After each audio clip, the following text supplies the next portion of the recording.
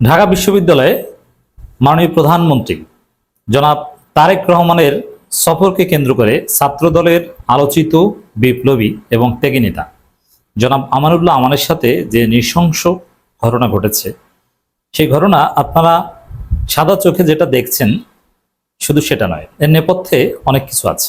আপনারা শুনলে অবাক হবেন যে কি ঘটেছে, ছাত্রদল নেতা আমানুল্লাহ আমান কতটা ঝুঁকির মধ্যে আছে। দর্শক, আপনারা দেখেছেন যে এক এসএসএফ সদস্য আমানুল্লাহ আমানকে গলা টিপে ধরেছে। এটা হতেই পারে, কেউ বলছেন যে ঠিক আছে, এটা অমুক তমুক নানান কিছু, কিন্তু ঘটনা আরো অনেক গভীরে। এই বিষয়টা আলোচনা করব যে নেপথ্যে কি থাকতে পারে। আরেকটা বিষয় আলোচনা করব যে এই ঘটনা শিবির অত্যন্ত চমৎকারভাবে বিশ্লেষণ করেছে। বিশেষ করে ছাত্র নেতাদের বারবার তারেক রহমানের নিরাপত্তা কর্মীদের মাধ্যমে গলা ধাক্কা দেয়া এবং 180 ডিগ্রি অ্যাঙ্গেলে ছাত্রদলের সভাপতিকে ধাক্কা দিয়ে ফেলে দেয়া এবং আমানুল্লাহ আমানের গলা টিপে ধরা এবং গাড়ির পেছনে দৌড়ানো, এই বিষয়টা পুরো ছাত্র সমাজের জন্য লজ্জাজনক একটা বিষয় এবং জাতি হিসাবে আমাদের যে গোলামীর জিনজির, সেরকম একটা বিষয়ের প্রতিফলন এখানে ঘটে। এবং ওই জায়গা থেকে, এই গোলামীর মানসিকতা থেকে যে আমাদের বেরিয়ে আসা উচিত, শিবির বিষয়টা এভাবে দেখছে। শিবির এখানে জড়িত না, কিন্তু ছাত্রদল শিবিরকে অনিবার্যভাবে টেনে এনেছে। বরং আমরা দেখিয়েছি এর আগের আলোচনায় যে তারেক রহমানের ঢাকা বিশ্ববিদ্যালয় সফর পুরোপুরি ব্যর্থ হয়েছে, কারণ তার ঢাকা বিশ্ববিদ্যালয় সফর নিয়ে কোনো আলোচনাই হয়নি। আলোচনা হয়েছে শিবির নাকি কি করেছে এটা নিয়ে। শিবির নাকি মানে তারেক রহমানের আমানুল্লাহ আমানের বা তারেক রহমানের কামান আমানুল্লাহ আমানের গলা টিপে ধরেছে এসএসএফ, আজিব যে শিবির এসে টিপে ধরেছে, ভাবটা এরকম। যাই হোক, শিবির এটা দেখে হাসছে এবং মজা পাচ্ছে, বিষয়টা এনজয় করছে এবং শিবির গার্ডিয়ান সুলভ সালিশ বা অভিভাবক হিসেবে বিষয়টা নিয়ে নানানভাবে ব্যাখ্যা করছে, না বাবার এরকম করা উচিত না, এরকম করা উচিত, ইত্যাদি ইত্যাদি। এই বিষয়টা আলোচনা করব। দর্শক, আমানুল্লাহ আমানের গলা টিপে ধরায় নিঃসন্দেহে আমানুল্লাহ আমান অত্যন্ত লজ্জিত এবং বিব্রত, এবং আমি নিশ্চিত তিনি বাসায় বসে কান্না করেছেন এবং তিনি যেভাবে অপমানিত হয়েছেন, লজ্জিত হয়েছেন এবং যেভাবে ট্রলের শিকার হয়েছেন, ডাবল লজ্জা। একদিকে তার গলা টিপে ধরে, এবং যিনি গলা টিপে ধরেছেন তাকে কেউ কিছু বলছে না, নেটিজেনরাও তাকে কেউ গালি দিচ্ছে না।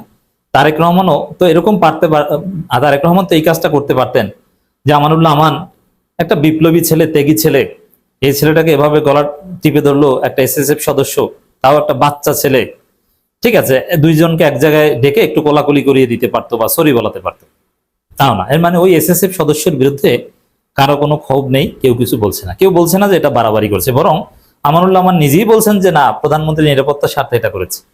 অন্যান্য বিশ্লেষক, অ্যাক্টিভিস্ট অনেকে বলছে যে না, এখানে কি আমানুল্লাহ আমান আর কে রাকিব আর কে তারেক রহমানের কামান, ওটা দেখার বিষয় নয়, তারেক রহমান নিরাপত্তার জন্য এরকম গলা টিপ যাকে ইচ্ছা তাকে দিতে পারেন। তা এই যে বিষয়টা দাঁড়ালো, এটা আমানুল্লাহ আমানের জন্য অত্যন্ত কষ্টের, লজ্জার, বিব্রতকর একটা পরিস্থিতি। আমানুল্লাহ আমানের যদি গার্লফ্রেন্ড থাকে, আমি জানি না, অথবা তার যদি স্ত্রী থেকে থাকে, নিঃসন্দেহে তার সাথে বাসায় যে অনেক কান্নাকাটি করেছে, এবং আমানুল্লাহ আমান হয়তো বাথরুমে যে কান্নাকাটি করেছে। পুরুষরা সবাইকে দেখিয়ে উচ্চস্বরে কান্না করতে পারে না, পুরুষ কাঁদে গোপনে। তা আমানুল্লাহ আমান ডেফিনেটলি গোপনে কান্না করেছে, তার প্রতি সমবেত। হ্যাঁ, শিবিরের লোকজন, শিবিরের ছেলেরা সবাই এখানে আমানুল্লাহ আমানকে কেউ কটূক্তি করেনি, এবং শিবিরের ছেলেরা দেখবেন যে আমানুল্লাহ আমানকে গ্লোরিফাই করেছে। আমান ভাই একজন ত্যাগী নেতা, এবং আমানুল্লাহ আমানের যে সেই গ্রেপ্তারের ছবি, রিমান্ডের বা এই ডিবি ধরে নিয়ে গেছে, নির্যাতনের পর তাকে হাজির করা হয়েছে, তার ছবিগুলো শিবিরের লোকজন প্রচার করছে যে আমার ভাই আমানুল্লাহ আমান, এই ত্যাগী ভাই, আজকে তাকে এভাবে অপমানিত হতে হচ্ছে, এভাবে তাকে গলা টিপ খেতে হচ্ছে। দর্শক, আমানুল্লাহ আমান নিঃসন্দেহে অনেক কষ্ট পেয়েছেন এবং কান্না করছেন, এবং তিনি পাবলিক ইন্টারাকশনে যথেষ্ট বিব্রত বোধ করছেন, কারণ তাকে দেখলেই অসহায়, নিরুপায় এরকম মনে হতে পারে। এমনকি আমানুল্লাহ আমানের ছাত্রদলের কেন্দ্রীয় সভাপতি হওয়ার একটা সম্ভাবনা ছিল। আমার তো মনে হয় যে এই ঘটনাকে কেন্দ্র করে আমানুল্লাহ আমানকে লজ্জায়, কারণ তিনি যে ট্রলের মুখে পড়েছেন এবং যে বিব্রতকর পরিস্থিতির মুখে পড়েছেন, ছাত্রদল সভাপতি তিনি হতে পারবেন বলে মনে হচ্ছে না। আমানুল্লাহ আমানকে এখান থেকেই ছাত্র রাজনীতিতে বিদায় নিতে হবে। আমানুল্লাহ আমান এরপরে যুব দলের নেতাদের গাড়ির পিছনে এরকম দৌড়াবেন, এই ছাত্রদলের সভাপতি হতে পারবেন বলে মনে হচ্ছে না। তবে আমি চাই তিনি ছাত্রদলের সভাপতি হন, এবং তার জন্য দোয়া করি যে আমান ভাইয়ের সাথে আমাদের অনেক স্মৃতি আছে। আমি মাঝে মাঝে বলি যে তিনি শিবিরের নিষ্ক্রিয় নেতাদের ধার করতেন, বলতেন তার এলাকার এরকম কেউ যে শিবিরের ছেলেরা অনেকেই দেখা যায় 4th ইয়ার কমপ্লিট হলে ক্যারিয়ারে মনোনিবেশ করে, আর কেউ কেউ আছে যে একটু ভিন্ন ধারা রাজনীতি করতে চাইতো আওয়ামী আমলে, তো তাদেরকে ডেকে পোস্ট পজিশন দিতেন ছাত্র দলে হল পর্যায়ে বিভিন্ন জায়গায় এ আমানুল্লাহ আমান। এই জন্য আমানুল্লাহ আমানের প্রতি আমাদের একটা আলাদা রেসপেক্ট আছে, যেহেতু আমরা শিবিরের পক্ষে ছিলাম।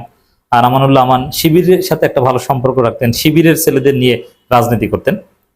এখন দেখেন এই আমানুল্লাহ আমানের সাথে এই নৃশংস ঘটনা, এটা আরো নৃশংস হতে পারতো। এভাবে গলা টিপে যদি কাউকে ধরা হয়, দেখেন আপনারা দেখেন যে গলায় দড়ি দেয়া সবচেয়ে আত্মহত্যার সবচেয়ে বেস্ট মেথোডোলজিটা কি বাংলাদেশে? গলায় দড়ি দেয়। গ্রামে গঞ্জে প্রচুর মহিলা একসময় আত্মহত্যা করতো, এমনকি ঢাকা বিশ্ববিদ্যালয়ে মেয়েদের হলগুলোতে সিলিং ফ্যানের ব্যবস্থা নেই। কেন নাই? যে সিলিং ফ্যানের সাথে বা সিলিং ফ্যানের লাগানোর যে সিস্টেম, ওইখানে খুব সহজে ওড়না পেঁচিয়ে আত্মহত্যা করতে পারত মেয়েরা। গ্রামে গঞ্জে অনেক মহিলারা স্বামীর সাথে ঝগড়া করে, শ্বশুর শাশুড়ির সাথে ঝগড়া করে খুব সহজেই গলায় ফাঁস দিয়ে আত্মহত্যা করত। এখন গলায় ফাঁস দিয়ে আত্মহত্যা, এবং এখনো হয় প্রতিনিয়তই এরকম দুই একটা কেস আমরা পত্রিকায় পাই। এটা খুব সহজ কেন? কারণ গলার নার্ভটা এটা খুব নরম একটা জায়গা। গলার নার্ভ যে জায়গাটায় আমানুল্লাহ আমানকে টাচ করা হয়েছে, টিপ দেওয়া হয়েছে, ওই জায়গায় যদি অল্প কিছুক্ষণ সামান্য কয়েক সেকেন্ড ভালোভাবে চাপ দিয়ে ধরা যায়, তাহলে সমস্ত শরীরের উপর ব্যক্তির কন্ট্রোল হারিয়ে যায়। এখন আমানুল্লাহ আমানকে যেভাবে ধরা হয়েছে, ওইটা যদি জোরে ধরা হতো, এই জন্য দেখবেন যে গলায় ফাঁস যারা দেয় তারা কয়েক সেকেন্ড পর বাঁচতে চায়, কিন্তু কোনোভাবে বাঁচতে পারে না। কারণ গলায় ওই জায়গাটায় ফাঁস লাগলে সমস্ত শরীরের উপর তার আর কোনো কন্ট্রোল থাকে না, চাইলেও আর সে বাঁচতে পারে না। অনেকেই চিন্তা করেন যে গলায় ফাঁস দিয়েছে তাতে কি, হাত উঁচু করে ওইটা ধরে তারপরে ফাঁসটা ছেড়ে ফেললেই তো হয় না, এটা আর সুযোগ থাকে না। কয়েক সেকেন্ড ফাঁস লেগে গেলে কিছু করার থাকে না। এই ভিড়ের মধ্যে আমানুল্লাহ আমান তো মৃত্যুবরণও করতে পারতেন। এখানে আমানুল্লাহ আমান, কেউ কেউ বলছেন যে আমানুল্লাহ আমানকে কেউ হত্যা করতে চায়, এখানে অনেক পলিটিক্স আছে নেপথ্যে। যেমন আপনারা দেখেন যে ঢাবি ছাত্রদলের বহিষ্কৃত নেতা, যার কোনো পদ পদবি নেই, হামিম তারেক রহমানের খুব কাছে চলে গেছেন। তিনি গাড়ির পিছনেও দৌড়ান না, এবং তারেক রহমানের খুব কাছাকাছি বসে ছবি তুলেছেন। সবচেয়ে ক্লোজ ছাত্রদলের সভাপতি সেক্রেটারি, ঢাবি সভাপতি সেক্রেটারি, সবার চাইতে সবচেয়ে ক্লোজ ছিলেন হামিম, তানভীর বাড়ি হামিম। হামিমকে গাড়ির পিছনে দৌড়তে হয় না কখনো, কিন্তু তারেক রহমানের সাক্ষাৎ পেয়ে যান, কাছাকাছি ছবি তুলতে পারেন। ছবি তোলাটা এখানে ইম্পর্টেন্ট বিষয়। কিন্তু আমানুল্লাহ আমানরা গলার টিপ খান। এর মানে ঘটনাটা কি? এটা ছাত্রদলের দুই গ্রুপের একটা ঘটনা। আমানুল্লাহ আমানকে কেউ হত্যা করতে চায় বা সরিয়ে দিতে চায় বা তারেক রহমান থেকে দূরে রাখতে চায়।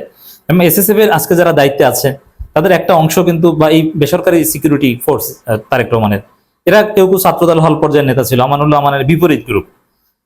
আমানুল্লাহ আমানকে উদ্দেশ্যমূলকভাবে তাকে সরিয়ে দেওয়ার জন্য এই ধরনের ঘটনা ঘটে থাকতে পারে বলে কেউ কেউ দাবি করছে। এটা হতে পারে। আর শিবির বিষয়টা নিয়ে যুগান্তকারী ভূমিকা পালন করছে। দর্শক, শিবির নেতা কাজী আশিক লিখেছেন, যে জাতি আত্মমর্যাদা খুঁয়ে ফেলে সে জাতিকে খুব সহজেই গোলাম বানিয়ে রাখা যায়। আমান ভাইয়ের ভিডিওটা নিয়ে অনেকে হাসাহাসি করলেও ব্যক্তিগতভাবে আমার কাছে খুব খারাপ লেগেছে। ওনার সাথে আমার রাজনৈতিক ভিন্নতা থাকতে পারে, তবে আমিও একটা ছাত্র সংগঠনের প্রতিনিধিত্ব করি। আজকে ঘটনাটি পুরো রাজনীতির জন্য অপমানজনক। এমন পরিস্থিতির পেছনে অবশ্যই ছাত্রদল অনেক বড় দায় আছে। নেতার গাড়ির পেছনে দৌড়ানো, নেতার পায়ের কাছে বসে থাকা, পেছনে পেছনে ঘুরে নেতার নামে স্লোগান দেওয়া, নেতাকে খুশি করতে সারাদিন নেতার নাম নিয়ে মিথ্যা প্রশংসা করা, এক পর্যায়ে নেতার বডিগার্ডের কাছে থেকে গলা ধাক্কা খাওয়া, এমন আত্মমর্যাদাহীন রাজনৈতিক কালচার বন্ধ করতে হবে। অনেকেই বলে বড় নেতা হলে নাকি এসব গুরুত্ব দিতে হয়, অথচ আত্মমর্যাদা বিসর্জন দিয়ে কেউ রাষ্ট্রপ্রধান হয়ে গেলেও মনস্তাত্ত্বিকভাবে সে গোলামির জিনজিরে আবদ্ধ থাকে, বরং তখন পুরো রাষ্ট্রকেই সবাইকে নিয়ে অন্য রাষ্ট্রের গোলামিতে নিমজ্জিত হয়। আমাদের ভুলে গেলে চলবে না যে জাতি হিসেবে আমরা হাজী শরীয়তুল্লাহ শহীদ তিতুমীরের উত্তরসূরি। আমাদের কাছে আত্মমর্যাদাহীন গোলামির জিন্দিগির চেয়ে হাসতে হাসতে জীবন দেয়া শ্রেয়। আরেকটি জরুরি বিষয় হলো, আমান ভাইয়ের মতো একজন গুরুত্বপূর্ণ ব্যক্তির সাথে এমন ঘটনা ঘটলে ধারণা করুন সাধারণ জনগণের অবস্থান কোথায়। এর মাধ্যমে জনগণের সাথে রাষ্ট্রযন্ত্রের আচরণের বাস্তব চিত্র ফুটে উঠেছে। সভ্য উন্নত হয়ে উঠতে আমাদের এখনো অনেক কাজ বাকি। তো পুরো ঘটনার সবচাইতে ভালো ব্যাখ্যা দিয়েছেন শিবির নেতা আশিক। আমি আপনাদেরকে তেলাওয়াত করে শোনালাম।